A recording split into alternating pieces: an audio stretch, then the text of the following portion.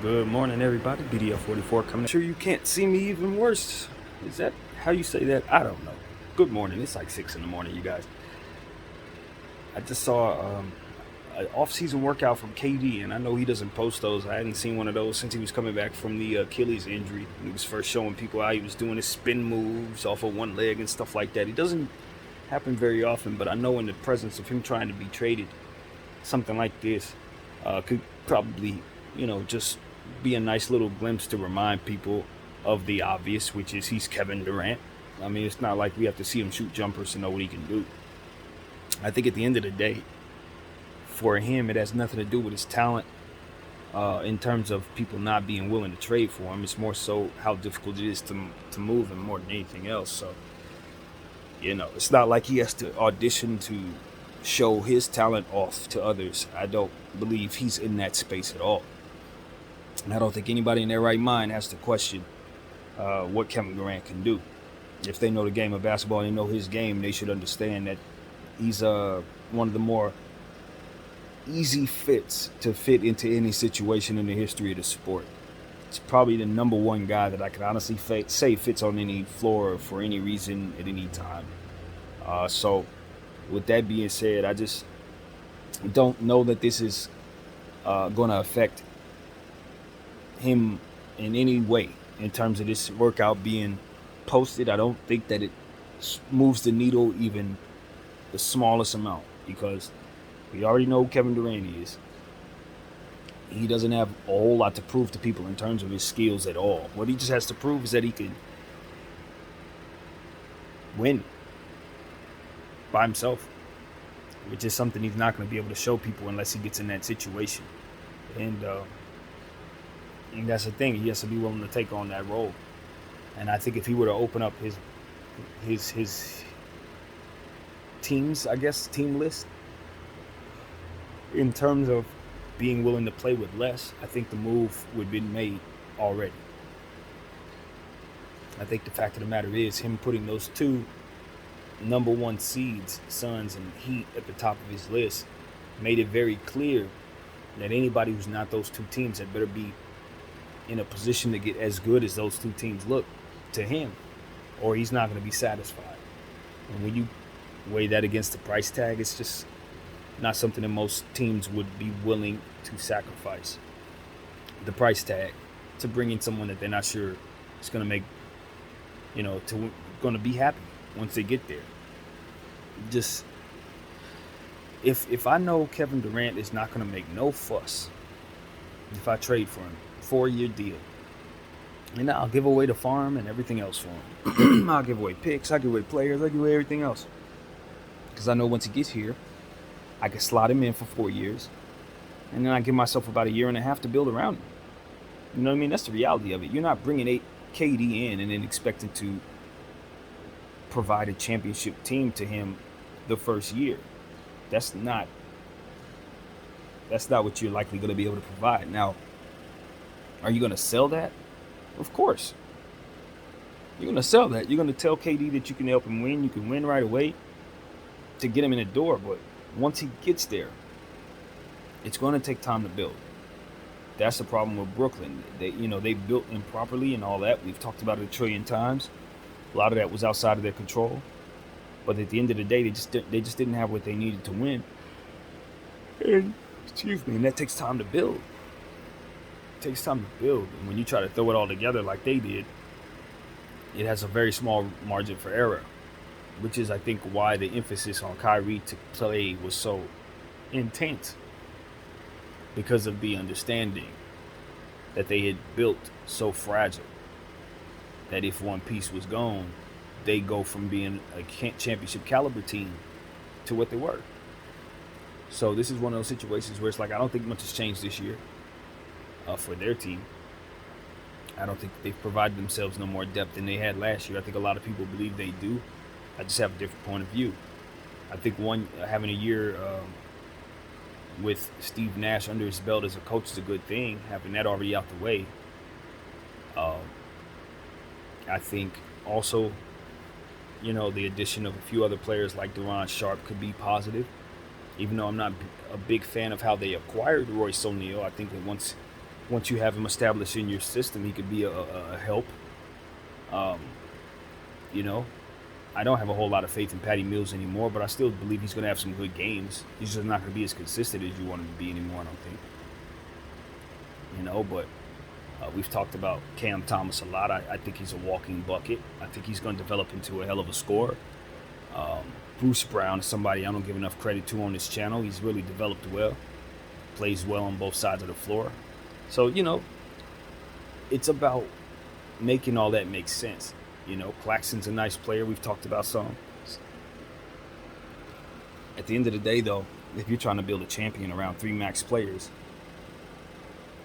you really need those guys to be in place.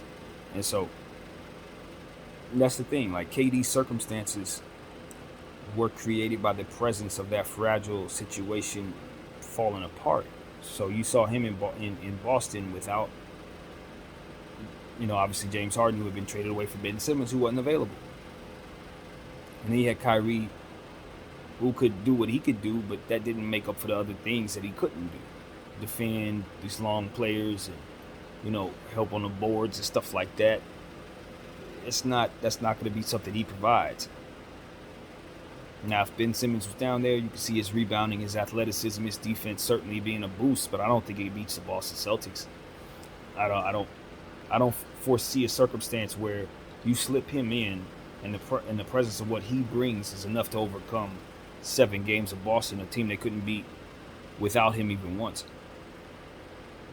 Basketball's a skewed sport. It's a lot to go into that. Maybe the numbers will tell me something different. Maybe your basketball analysts will tell you, no, if you slip him in, then that makes everybody make sense, and then it takes pressure off. Maybe that's the case, but I look at him as somebody who's not going to shoot the basketball, so he's not taking any pressure taking defensive attention away from Kyrie or Kevin Durant. Unless he's slashing into the basket, doing a lot of great things that we haven't seen him doing over a year and a half, 2 years. So that's just the reality of the situation. I just know all of that, and I say that's not KD's fault. Like, KD would not have had much of a shot in that situation, in any role, any year, whether he was in his prime or now. Yeah, maybe he scores extra, more points for the situation to throw at Boston. Maybe he gets 2-3 games out of him even. But I still think they overpower him no matter what version of KD they run into with that situation, with the Nets being the case. So, yeah. As far as KD's concerned, man, I don't think nothing's going to change the situation. He could work out every day. He could start putting on weight or whatever. It doesn't matter. I think at the end of the day, nothing about this is going to change because of the market and the presence of his contract being 4 years. That's it. That's all it is. He could shoot jumpers from here until Christmas, but if he's not willing to play for the Nets, it's going to be hard to move. Workouts, 2-3 times a day, it ain't going to matter. I think it's just about GMs and owners pulling the trigger and overpaying to make moves happen in the presence of this market. That's all it is, man. I wouldn't want to trade even role players in this market because everything's overinflated, and players that have low price tags basically aren't worth anything. You're trying to trade a guy, you have to give up the arm and the leg just to get rid of him. It's like, nah. And then you got people like Danny Ainge who trying to really come up even in the presence of the market being screwed up. It's like, bro, don't you see what's going on here? Like, seriously. Like, it becomes a situation where you outprice yourself. It's like everybody knows you're trying to get a leg up. We know that's your MO, but don't you see that the price on everything is basically double? This is not the time to be nickel and diming your fellow GMs because they ain't going to be able to move and you're not going to get anything done. So sometimes you got to weigh your ambition against the world you're in. And sometimes it's just best to pull back and play ball with everybody else. And I truly believe the Utah Jazz are the holdup. They are why half of the teams in the NBA do not know who they are halfway through July. It's why.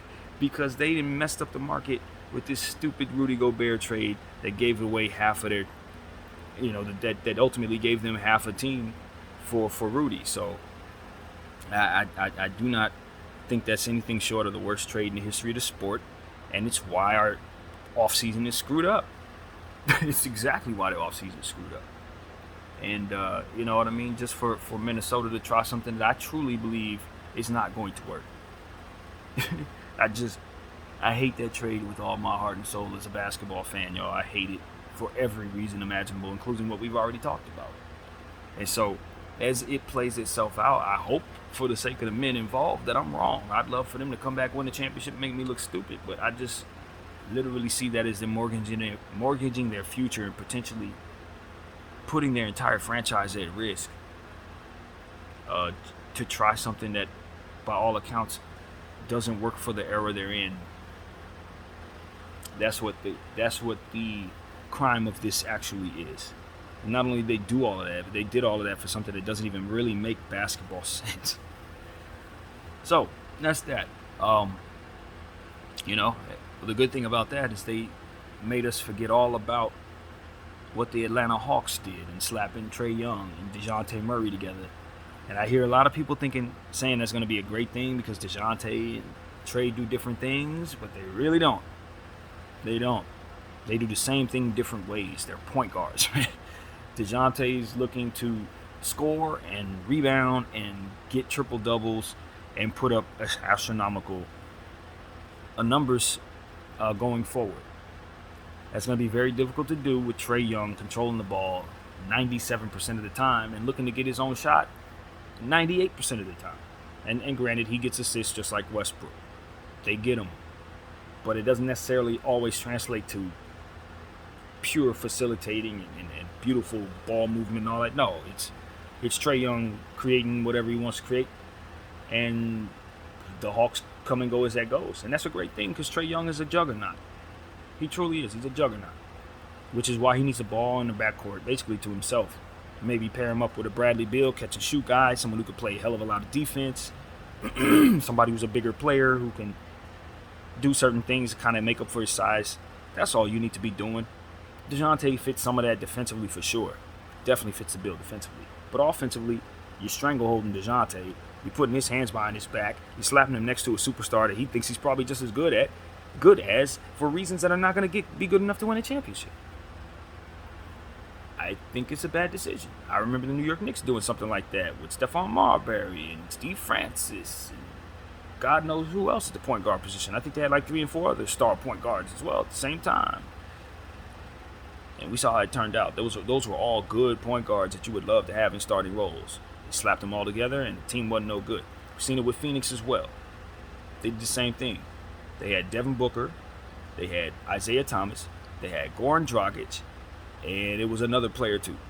Another point guard. I don't remember who it was. I think it was Brandon Knight. They slapped all those players together. And the team, I don't even know if they made the playoffs. The team was trash. They ended up trading all those guys for scraps. It doesn't work, man. It doesn't work. You're slapping 2 star point guards together. I don't remember the last time it actually won a championship. I don't think it has in my lifetime. You know what I mean? It doesn't. All it does is make it so that those 2 guys have to fight over the same food. And when losses take place, they looking at each other. Or they both looking at their teammates when they really want to be looking at each other. And it ain't nobody's fault because the GM and their team decide to slap those 2 players together for multiple years and force them to love playing with one another. And they're going to pretend to. And I'm pretty sure they're going to like playing with one another. But they ain't going to have enough to win. Now, if both of them would take a pay cut too, slice both of their salaries in half and divvy that out to another player, boom. Now you're looking at an Atlanta team that's super excited because both those youngsters are sacrificing and they're winning because of it. But this, man, they got a really nice team in Atlanta. Don't get it twisted. I like their team, but they can't compete in the East. They're not compete. They'll be a team. I think they could be amongst the teams. But they're just amongst the teams. You know what I mean? It's just like Minnesota in the Western Conference. Yeah, they might make the playoffs. I think it's a good chance they get out of the first round. But is that what the sacrifice is for? Is that why you slap Rudy Gobert and Karl Towns together so you can make the second round? Mortgage all of your assets, all of them basically, that isn't star players that are ultimately going to want to win, and they're going to realize you have no flexibility to make them better. I mean, that's inevitable, man. I'm telling you. 99.99%, 99.9% rather. Karl Towns or Anthony Edwards is going to have to leave. One of those two players is going to have to leave Minnesota because of the stupid decision that they've made. I am certain. This is not even about if, maybe. No, this is certainty. BDF 44 is telling you Karl Anthony Towns or Anthony Edwards will not retire Timberwolves because of the Rudy Gobert trade. It's the only way they're getting out of it. It's literally the only way they're getting out of it. They're going to have to let his contract sit. That he's going to age there. Whatever Rudy is, he's stuck there. The only way they're getting out of that is to trade one of them stars. And one of those stars is going to want to get the hell out of there because of it. I see it coming. I see it coming. Minnesota. This was another Joe Smith situation. I'm telling you, man.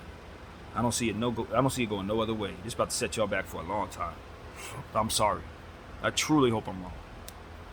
But anyway, yeah, that's what I want to say again. I know all of this has been said, but that's what's on my mind, so I'm letting it off. I hate those two trades very much, and I think they ruin the market, and possibly those situations, just possibly those situations are ruined. So I'm sure Patrick Beverley's gonna have a good time watching Minnesota next year. He's screwing up their situation, traded him away. I don't know where he's gonna end up, but I'd love to see him with my Lakers at an affordable price. But I also know he runs kind of a hard bargain, seeing that he made what, $11 million, $12 million last year. I know he's gonna want to get paid, and rightfully so, coming off the season he's had, but I think he's a candidate to be someone that really helps a winning team if he's willing to take a pay cut. He's gonna be in a winning situation this year, so I hope it's with us. I hope he ends up with the Lakers. I think he'd be a great addition to what we have. I think some of our point guards behind our starting point guard, who hopefully will be Kyrie Irving, not quite ready yet, even though we really, really like them. I don't think Pippen's ready yet. I don't think Kendrick Nunn is a point guard at all. I think Austin Reeves is a combo guard who I don't want to see play the one too much, that kind of thing. So if we could somehow make that happen, I'd be very happy if we could do something with our point guard position. Adding one more guy there, I think would be all right. So yeah, just wanted to rapid fire, as I always do, give you guys what I have on my mind.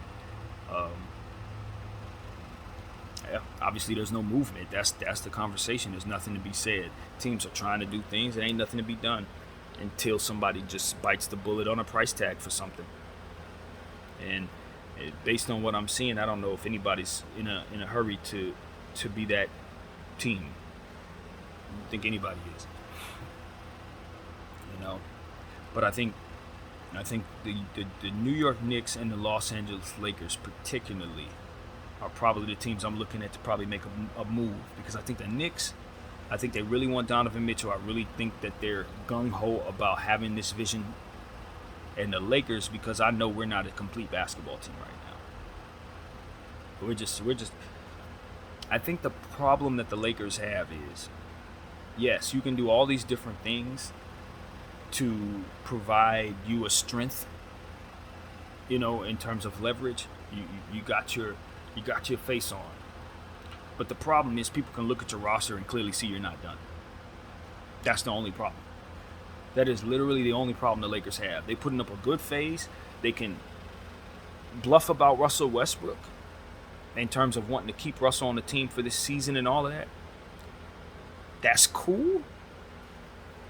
But those who know how to construct a basketball team know the Lakers probably can't do anything at all unless that 47 is moved. Can't do nothing. And they need to do something to make their team even good enough to compete next year. We got pieces that can't.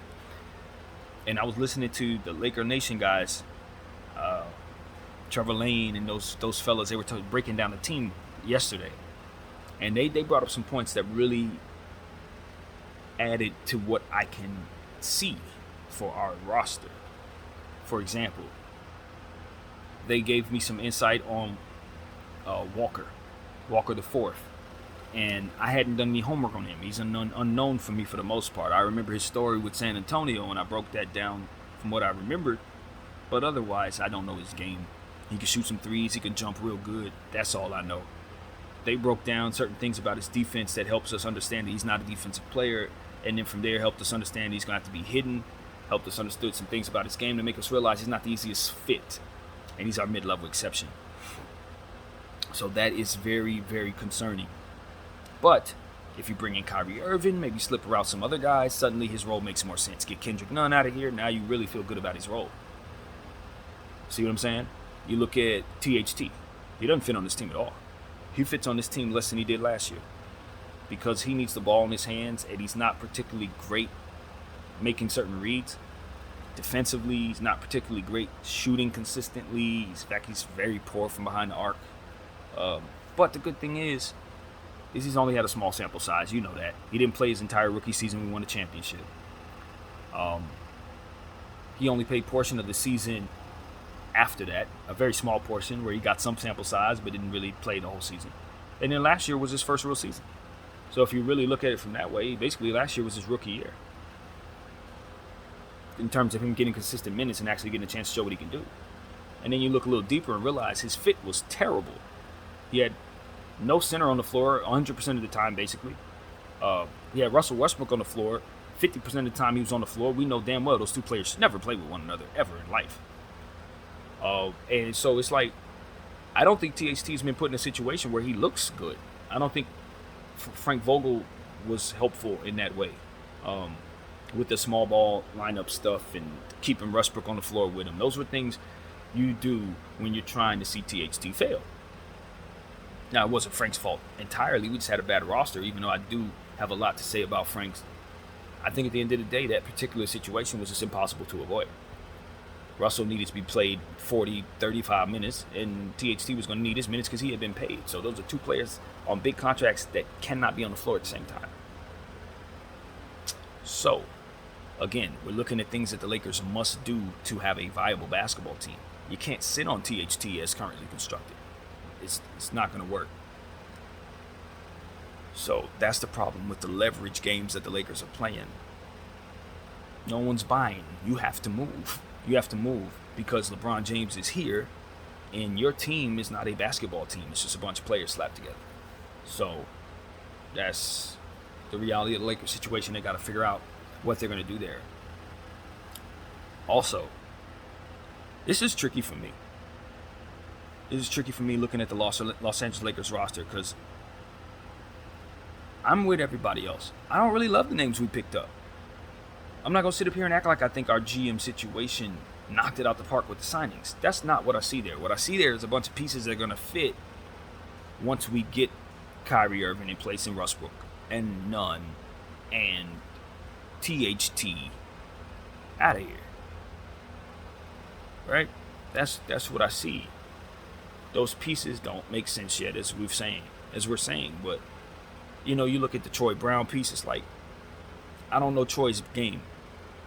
But if he comes in as the player that I've known him to be, I'm not looking forward to him really getting on the floor too much. Now, that's unfair because he's a young player just like everybody else. We got young players like Christie. We got young players everywhere. So it's one of those situations where he just has to come in and introduce himself. And then once we realize he's not what we think he is, which is a guy who can't play behind the bench of Washington and at Chicago, just a guy who wasn't no good. Once he proves himself to be that, then we'll start assessing him properly. But until then, we kind of look at him as a guy who's probably going to be somebody who struggles because that's just the reputation of the player. Unfairly put, but what do we know? We're just Laker fans who don't know nothing. So with that being said, as we assess our team, we're like, okay, well, where does he fit in? Well, I don't know.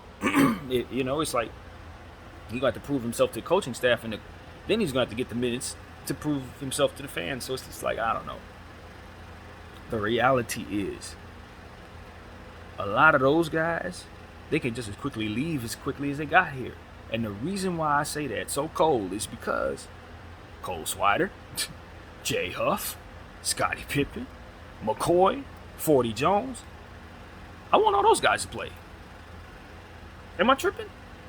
I understand those guys are on tiers behind those guys. Understand that. It's different levels. Guys have proven themselves to be who they are and have earned their roles in the league, even if they're role players. versus guys who have yet to establish themselves as anything. So I understand that I'm talking about playing guys who are supposed to be lesser. I get that. But I legitimately want to play them anyway. Jay Huff, I legitimately want to play more than any of the guys that we picked up, except for TV. Like, I put him over Jones. I put him over, Brown. I put him over. And I'm not talking about 40 Jones. I'm talking about the other Jones that we just picked up from SAC.